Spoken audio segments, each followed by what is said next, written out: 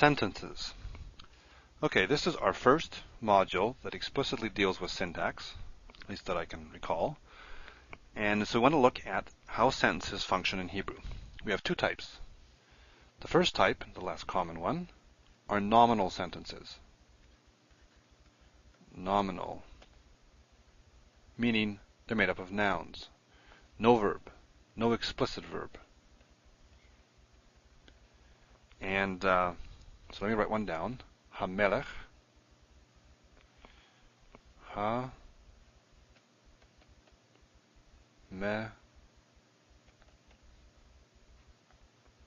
HaMelech, the king, al Hasus.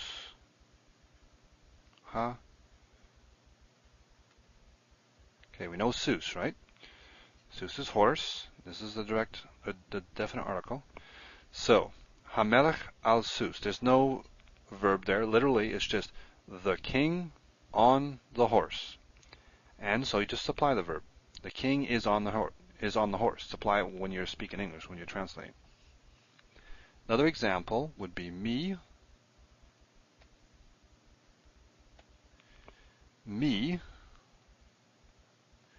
Oops, what am I doing?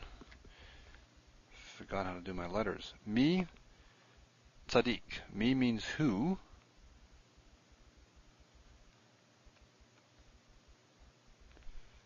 Tzaddik. Tzaddik is righteous. So this is the question, who is righteous? You just apply the verb there.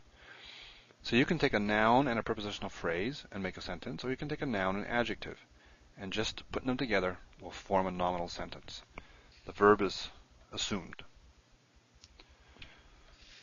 The normal way, however, that you make sentences in Hebrew is with verbs. So verbal sentences.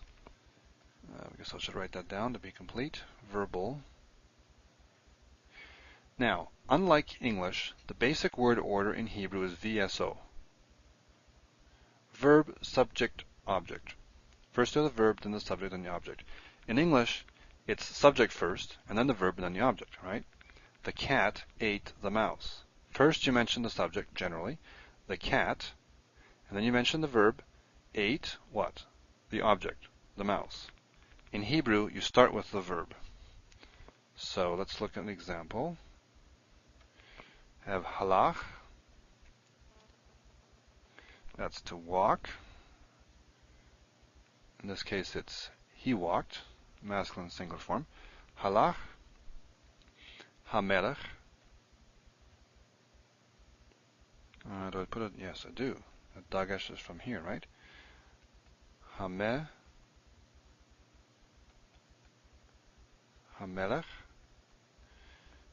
Halach, HaMelech, Bagan.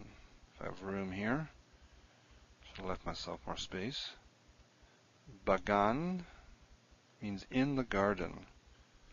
Gan is garden. Ba is the inseparable preposition. In. It's supposed to be a word break here. So, literally, he walked the king in the garden. And we know it's a definite, just by way of review, we know this is the garden, right? Because we have this and this from the article. And the b is the only thing that isn't part of the article. Remember, if we have an article and we add an inseparable preposition, if I can get that out, then we just replace the hey with the b. So we know this is the garden, not a garden. Anyway, that's just by way of review. So literally, he walked the king in the garden. But it doesn't mean that someone walked with the king or to the king. The subject is following. So we have V, S, O, generally, in Hebrew. Here's the verb, then look for the subject after it. So in English, you would say, the king walked in the garden. It's important to keep that straight. Very basic thing. Now, if you have Greek, if you have some knowledge of Greek or German or Russian, some other languages, they will have case endings. There are no case endings in Hebrew, at least not anymore, not in biblical Hebrew. No case endings. If you haven't taken these other languages, don't know them, you probably won't know what I'm talking about. but I can introduce you to it. Case endings are when you take nouns and pronouns and you add things to the end to mark whether it's the subject or the object, to mark its function in the sentence. Hebrew doesn't have that. So Hebrew, like English, has to rely on word order and relationship to other words in order to determine how the noun is functioning in the sentence.